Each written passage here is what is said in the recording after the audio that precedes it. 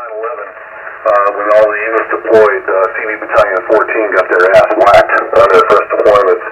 So the Marine Corps and the Department of the Navy came up with what they called the Marine Liaison Program. They put a gunnery sergeant or above in charge of the training and had to be an 0300, infantry. And it just so happened that a good buddy of mine was a gunny, and he was a recon Marine. And he recruited myself and another couple of Marines that were law enforcement trainers to come in and train all the guys. And we had a good time, man. Had a really good time going around shooting and having fun and training and, doing things that sailors and Marines do when we're off duty to keep ourselves out of jail, over. I got you, brother. I got you, man. Well, it's a good thing, man, you made out doing what you did after your Corps service and so forth, man. Like I said, I did the same thing, but, man, good to hear it, man. Good to hear it, man. Glad everything worked out, and things sound great over here, brother. All right, man. Well, good talking with you, and you take care, and we'll catch up with you later. So, you have a good one, and this is Whiskey 4, Charlie Foxtrot Hotel. I'll be clear after you're done, over. Sounds good, man. I didn't catch your name. Well, you probably told me, but I didn't catch your name. Give it to me one more time, but W4, Charlie Foxtrot Hotel, man. This whiskey, 5 house whiskey like that. Over here in East Central Mississippi. Good talking with you, man. 73 to you and yours, and man, hopefully we'll holler at you soon, brother. All right, take care. Well, let's go down up and serving our country.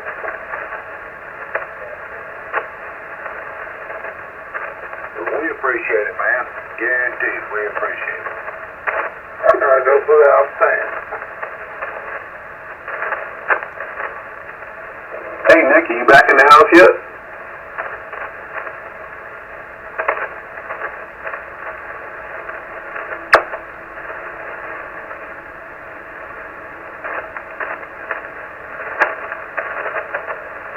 I guess Nick still went to the head. He'll be back.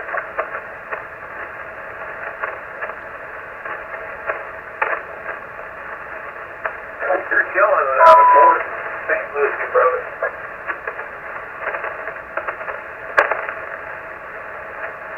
Yeah, man. I love my Mercury. That thing is one beautiful piece of equipment there. This amplifier will probably outlive me. Copy that. How's this old wreck sound before I put the amp on? Say again? I'm just saying, can you hear me okay there, brother?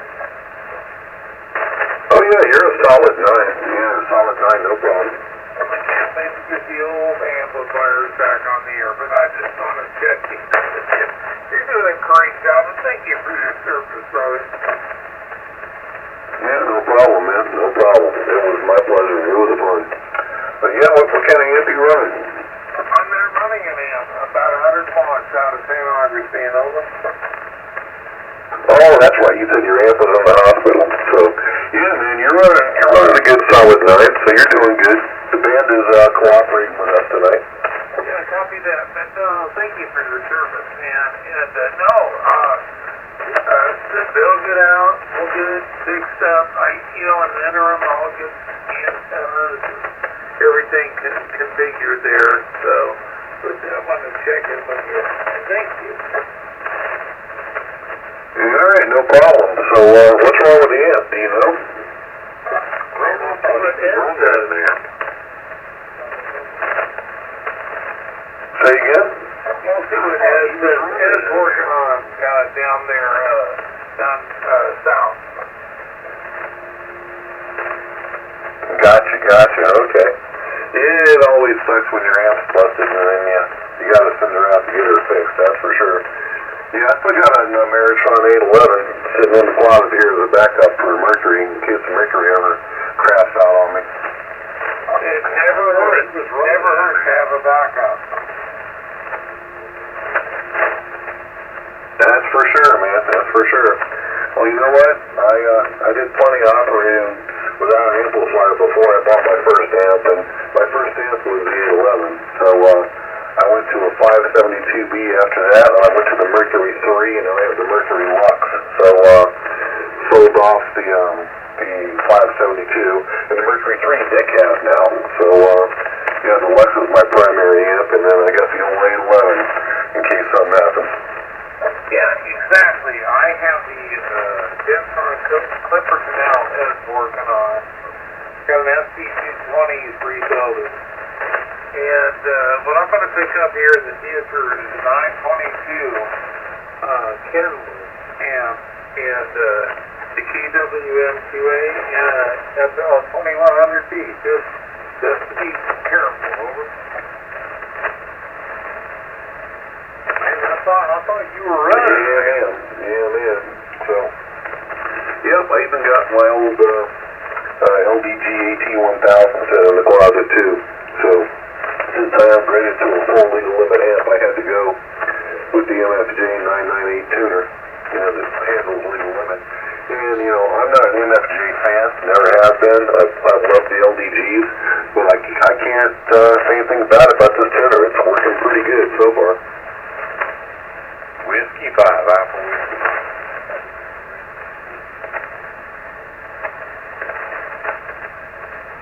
Man, I thought he was running a man.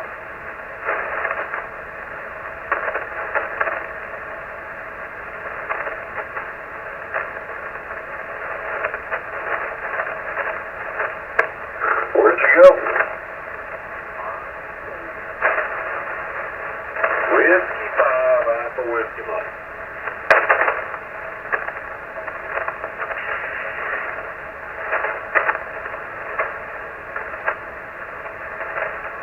I'm sorry about that. I was interrupted with a phone call.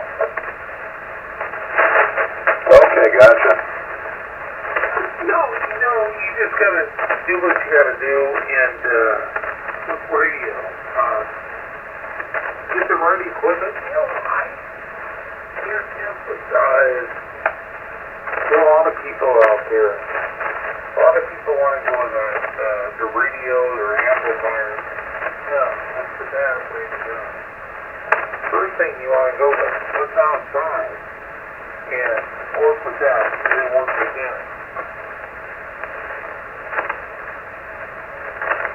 Yeah, I know all about that, man. I grew up doing this stuff. I had my hand ticket when I was 15 in the 70s, and, came from the old 11-meter side, so always playing with antennas, so it's always good when you meet new hams trying to get in to, what we're doing and having a good time, and you gotta explain to them, you could buy a $5,000 radio and a $10,000 amplifier, but if you got a $20 antenna, you're not going to be happy.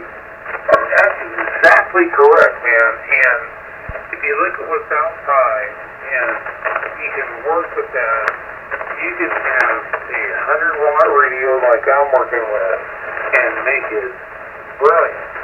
Just you got to just take a look. What are you doing with outside?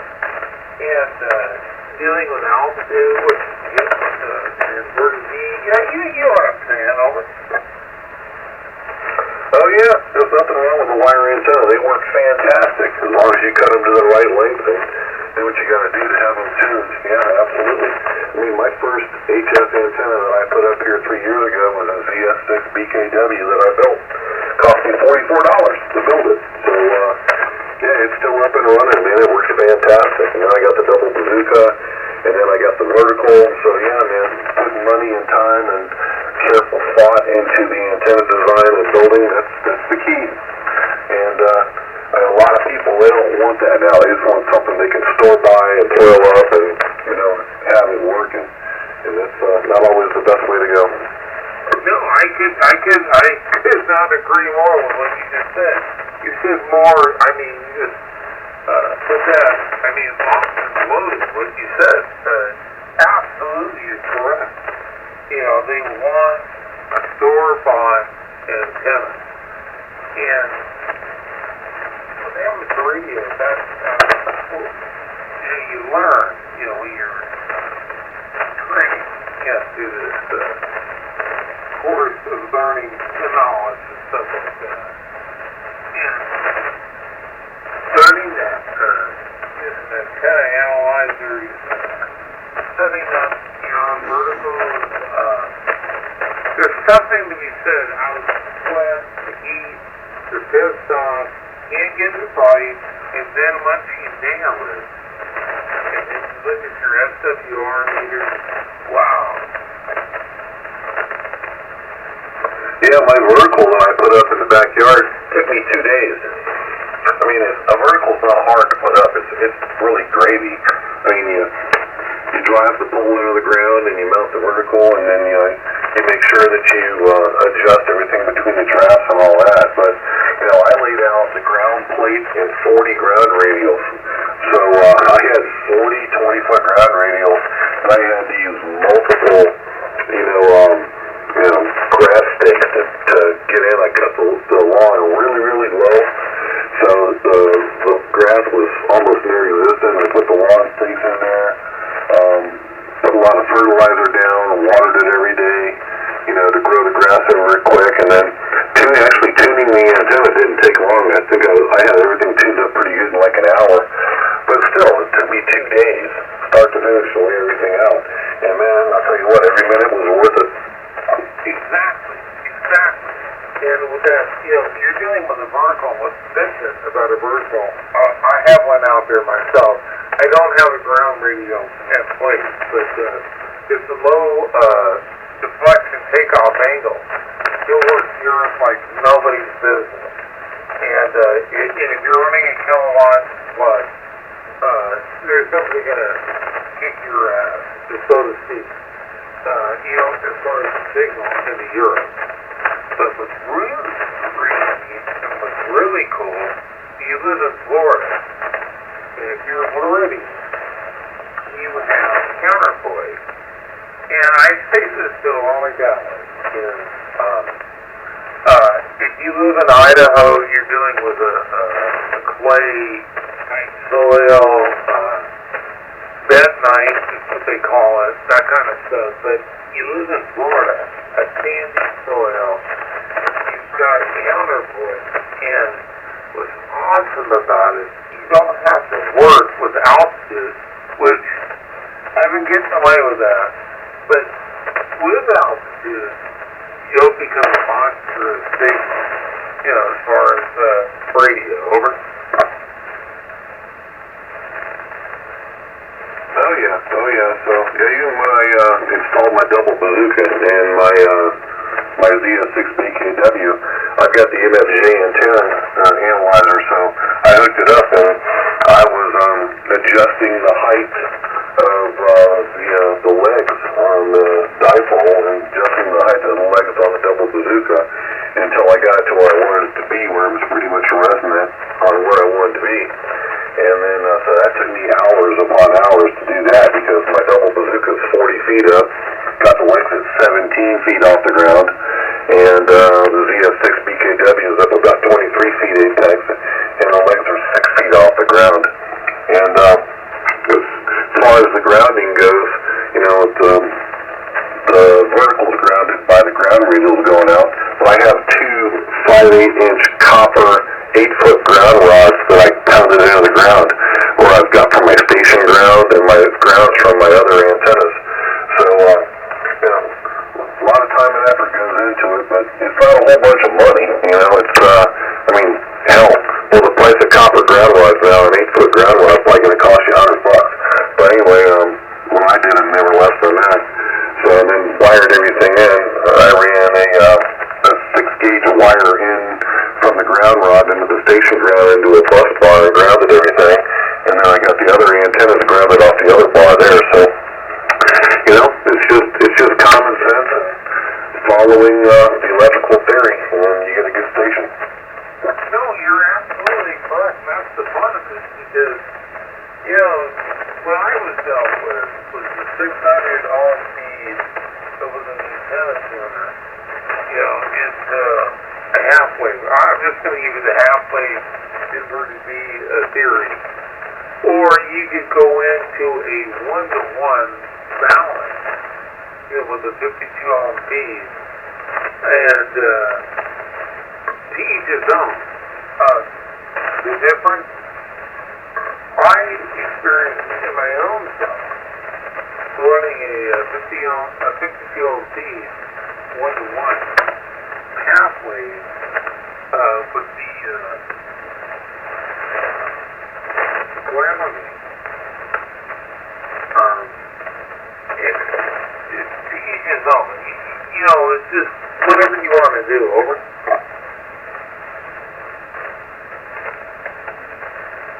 Yeah, man. It's all part of fun, part of the hobby, so I enjoy it a lot. So anyway, I guess we're the only two left back in here. I guess Nick never made it back, huh? I don't know what happened to Nick. He just kind of blew off.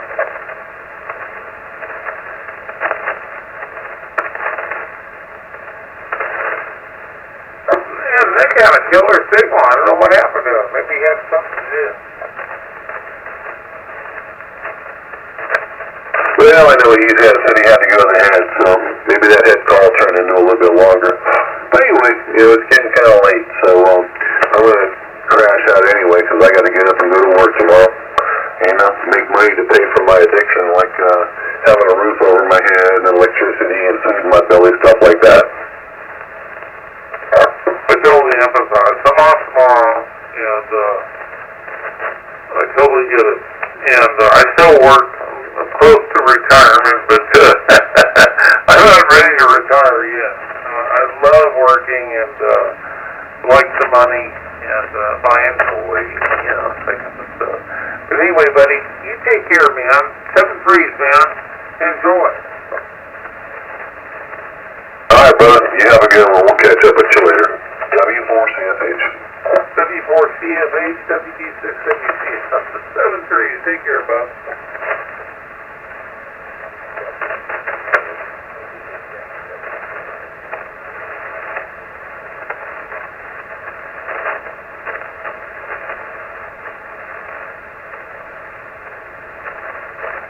Go ahead. Pick it up there, brother. I heard you.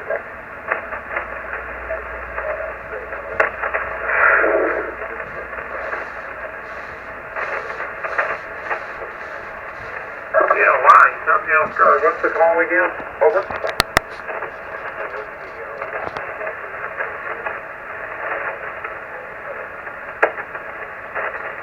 Sierra, November, Tokyo, is that right? Doing a good job of St. Augustine, Florida, brother. Where you at?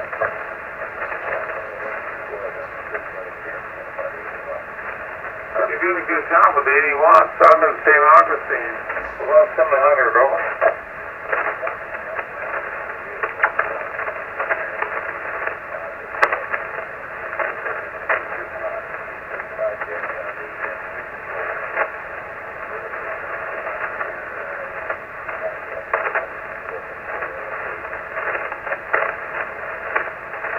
Copy that. You're running a vertical, man. That's crazy. And I think you're KDH. Over.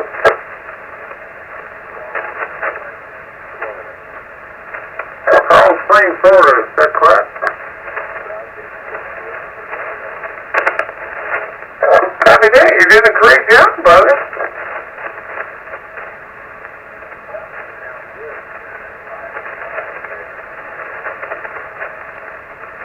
Well, thank you. You're running about the same 5 and 5 here in St. Augustine. Over.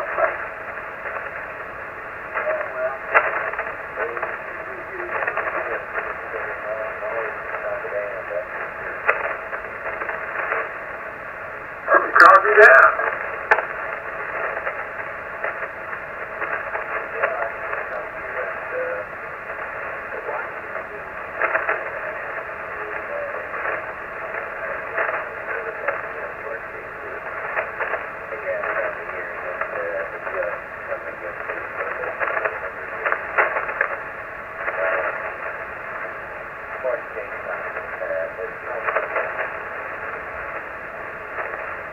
Yeah, copy that. The 34SNT. I think that's correct. And you're doing a great job. I wouldn't change a thing. Sounds great.